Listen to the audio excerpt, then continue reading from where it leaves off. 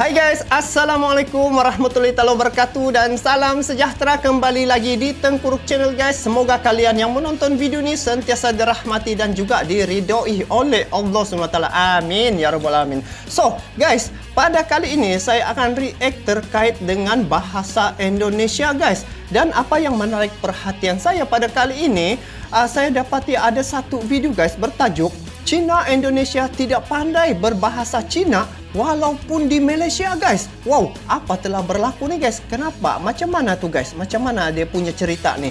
Jadi yuk saya mau semak ini video. Dan sebelum saya lanjut, untuk makluman kalian, ini video saya tengok di channel Besi Hitam ya guys. Jadi kalian bolehlah subscribe channel Besi Hitam sebab ini info-info yang menarik banyak ada di channelnya. Jadi guys, macam mana keadaan ataupun kenapa Cina Indonesia tidak pandai bahasa Cina ya guys walaupun di Malaysia guys. Jadi yuk kita semak video ini sama-sama. Jom.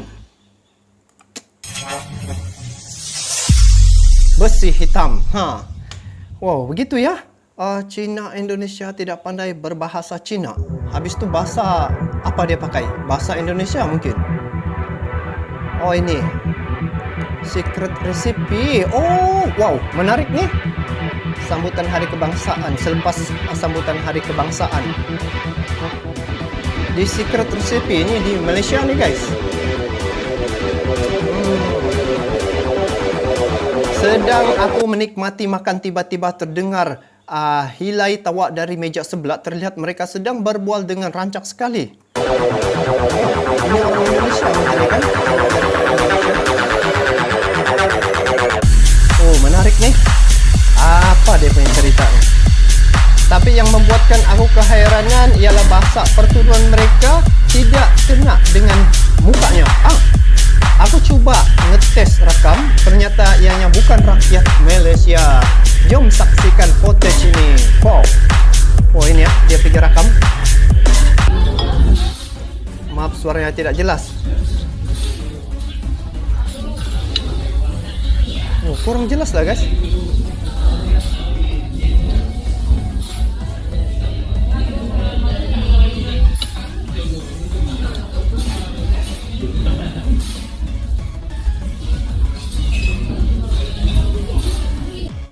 Ternyata sekali mereka bukan orang Malaysia. Oh, yang inilah yang orang Indonesia tuh.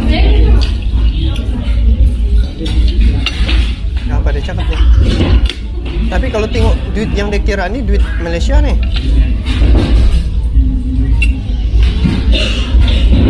Oh, kurang jelas lah guys. Oh, ini Cina daripada Indonesia.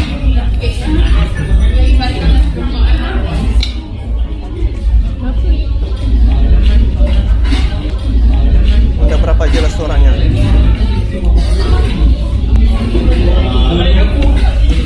Oh, dorang bukan bercakap bahasa Cina ya.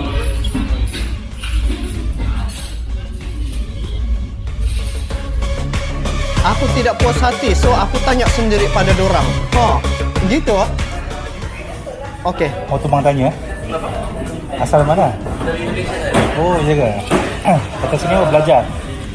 Ini belajar, tadi ada tugas, ada homework dari college, suruh datang ke.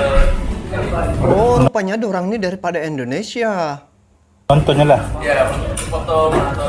Oh, Pelancong naik. Semua tadi dari Indonesia lah. Iya. Ya. Kamu bangsa apa? Ada Chinese.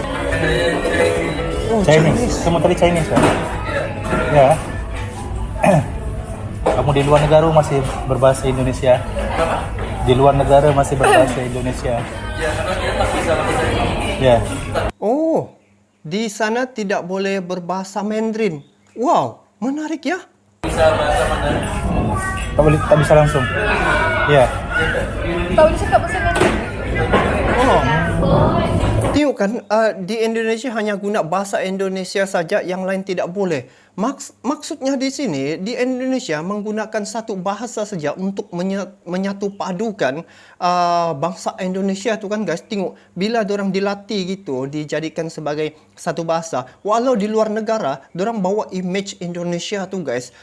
Sampai tengok, di Malaysia pun dorang, kita pun tidak sangka ya, begitu. nampaknya ini satu perkara yang patut dicontohi ya, disebabkan ini salah satu perkara yang boleh menyatukan bangsa untuk satu-satu negara.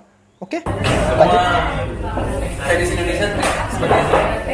Orang bisa bahasa Indonesia kan. Macam tu. Walaupun tu bahasa you punya bahasa. Iya. Jadi semuanya Wow. Menarik. Dekat sini semua tak pandai. Di Malaysia tidak ramai yang pandai berbahasa Melayu. Dekat Malaysia diorang tak pakai bahasa Melayu. Oh, betul betul.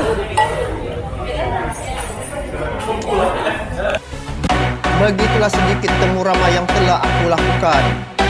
Oh, okey. Betapa kuat jati diri seorang terhadap negara sendiri.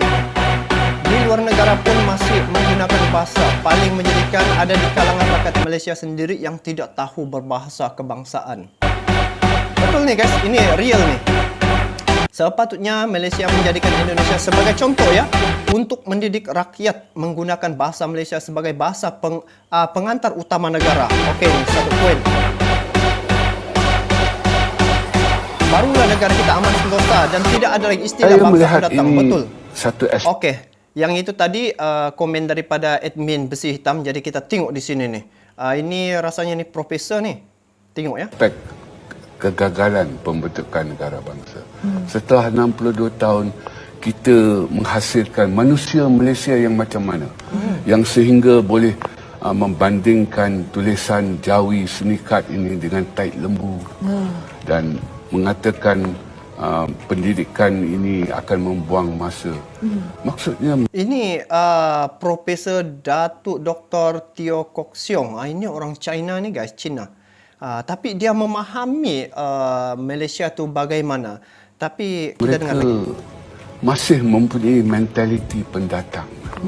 Walaupun sudah 62 tahun di sini dan mereka marah kalau dipanggil pendatang sebab mereka kata mereka sudah 4 keturunan di sini. Ya, itu secara fizikal. Tetapi dari segi mentaliti itu, apa yang diperkatakan di situ memperlihatkan tidak ada rasa keterikatan kepada negara. Betul. They just don't belong to this country. Okey. So guys, untuk ulasan saya pada kali ini, sebenarnya apa yang saya rasa menjadi satu perkara yang patut dicontohi, seperti mana orang Indonesia lah kan guys, tengok. Yang saya nampak, ini baru testimoni pertama. Mungkin sebelum ni ataupun kebanyakan sana orang-orang Cina ya, dia menggunakan bahasa Indonesia majoritinya. Dan kalau dibandingkan dengan Malaysia guys, saya minta maaf lah, bukan juga saya merendah-rendahkan negara Malaysia, tetapi ini yang berlaku sebenarnya. Kalau sekolah pun, di sini wujud sekolah vernacular. Ada sekolah jenis Cina, ada sekolah jenis Tamil. Itu adalah satu perkara apabila membeza-bezakan pendidikan awal, di situ boleh mewujudkan keadaan yang berpuak-puak guys. Jadi macam mana mewujudkan satu negara, satu bangsa seperti Indonesia ni, patut dicontohilah sistem yang dibuat oleh negara Indonesia, seumpama menggunakan satu sistem pendidikan menggunakan satu bahasa, iaitu bahasa Indonesia. Kalau di Malaysia ni guys, namanya satu Malaysia, tetapi masih ada lagi yang tidak memahami. Kadang-kadang ada juga yang tidak boleh bercakap bahasa Melayu Malaysia guys, sebab ada orang terbiasa dengan pertuturan ataupun percakapan dorang punya bangsa sendiri itulah. Contohnya macam Cina ya, dia menggunakan harian, kata-kata harian ataupun pertuturan harian dengan bahasa Cina, dan orang Tamil begitu juga, demikian juga orang Melayu guys. Jadi apa yang patut dicontohi oleh negara Malaysia seumpama apa yang berlaku pada Indonesia. Jadi nampaknya di sini satu kredit lagi bagi negara Indonesia, kerana negara Indonesia menyatu padukan rakyatnya hanya dengan menggunakan salah satunya menggunakan bahasa Indonesia itu sebagai satu satu bahasa pertuturan harian, dan juga itulah digunakan oleh semua rakyat Indonesia. Jadi guys, bagaimana pula pandangan kalian terkait dengan perkara ini? Kalian bolehlah komen di bawah. Jadi itu saja untuk kali ini. Kita bertemu lagi di video akan datang. Sampai jumpa lagi. Assalamualaikum warahmatullahi wabarakatuh. Bye bye.